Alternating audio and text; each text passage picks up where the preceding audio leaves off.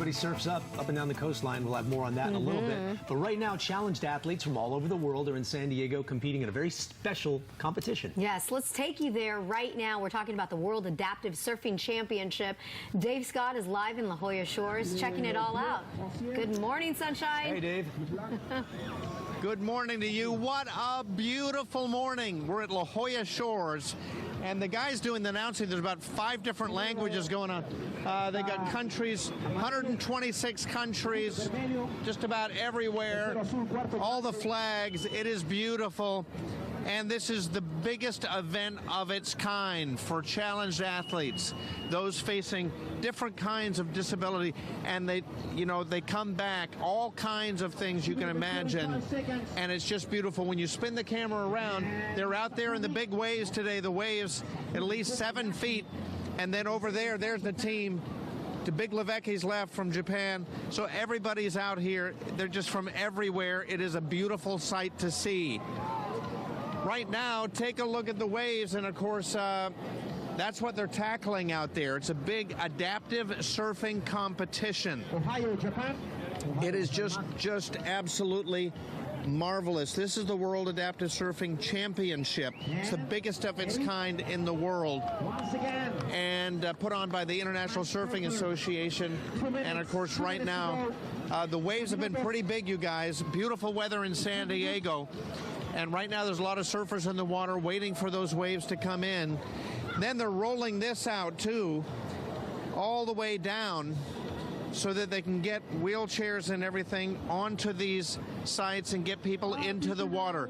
So it's a wonderful, wonderful opportunity for everyone to come out. It's the biggest of its kind. Beautiful weather in San Diego. Take a look at all the blue sky. Right now at Lindbergh Field, we're looking good. Temperatures starting to go up this morning. Nice onshore flow in San Diego, so temperatures will be a little on the cooler side. And then we start warming up. Ridge of high pressure building in for Monday, Tuesday, Wednesday, and Thursday. But onshore flow today, big swells. But then we start the warm-up process. We have a fire weather watch, so much drier conditions with some Santa Ana winds, especially north of us. But for San Diego, the offshore flow definitely going to be here. We'll start warming up in San Diego. Of course, our waves up to 7 feet today. Sunset tonight at 4:42. The high tides, high astronomical tides that we have, definitely playing. We have the super moon, and of course we have a full moon, so we have an extra tug on the Earth's surface, on the surface of the oceans, because of the full moon during these high tides. So we have these king tides going on over the next few days through Tuesday, where the high tides will be 7 feet and above. So waves a little extra big. Surf is up. Beach hazard statement is issued, but definitely fire weather watch through Thursday, and temperatures going to be going up a little bit in the inland valleys to the low 80s. Still very comfortable for this time of the year. 2, 1. All right, they're blowing the horn, and they're rolling this out here. Yeah, these mats are fantastic. What they have here. How you doing? Good. How are you? This is great. What you got going on. Oh man, we got to take care of these guys so they can do their thing. Yeah, you really do. This is all for wheelchairs to come on through, and it is marvelous. Come on this way. You're gonna get us in. They're going to shift those a little bit. Grab that edge, actually. I want to introduce you to Kevin. Kevin, I think is even. How you doing, Kevin? They're going to move this, my friend. I want to introduce you to Kevin. Unbelievable, your story. Kevin, you were at one time laying in a hospital bed, and what happened? Well, in 2009, I fell 80 feet off a zip line. It was just a freak accident, and I don't even remember waking up that morning. And next thing you know, I woke up months. I was in a coma for about 3 months, and I woke up in the hospital bed, just thinking for sure it was a dream. And first thoughts that went through my head was, well, I got to get out of here. And I went to move out of bed, and my legs weren't really moving. Then I pull up the sheets, and I'm like, oh, geez. By that time, my legs were already amputated.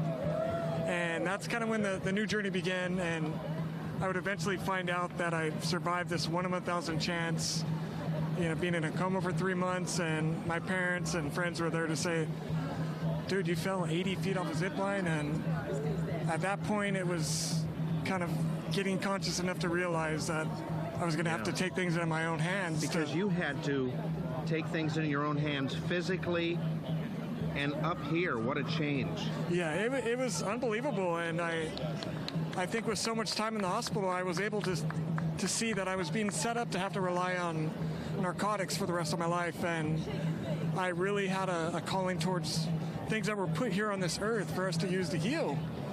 And I knew if I was going to truly get better, I was going to have to support myself with natural botanicals, nutrition, greens, and that kind of propelled me to do a lot of different research and become a master herbalist. And yeah, what an incredible, you got to write a book.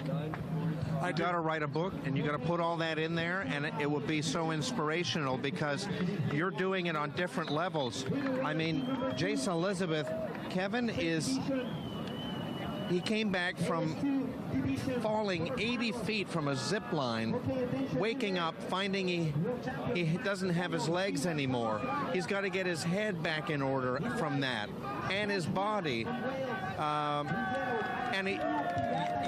To look at Kevin now, and even had one of your eyes, right? I mean, yeah, my right eye was 100% blind.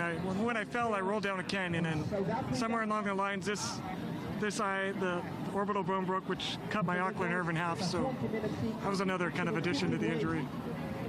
Kevin, to talk to you now, you look in great shape.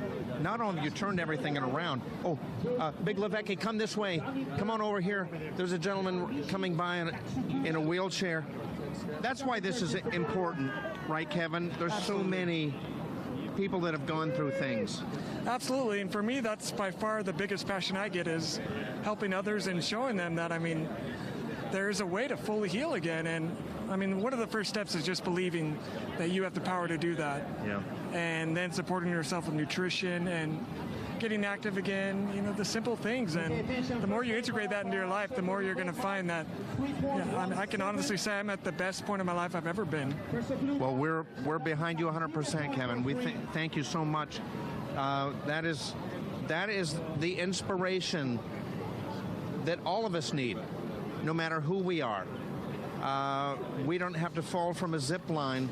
That is the inspiration we can all learn from. Staying healthy, getting ourselves back, not giving up, doing what Kevin did, you guys. What a story Kevin is. Yeah. That is absolutely amazing. One of 109 stories that are out there. Thank you so much, Thanks, Dave. Yeah, Wow. 109 competitors this weekend. No kidding. Whether it's an accident that has caused these athletes to be physically challenged or perhaps something that they've been born with, their stories are remarkable. Yep, it's a great day for them out at the beach, too. Bullying.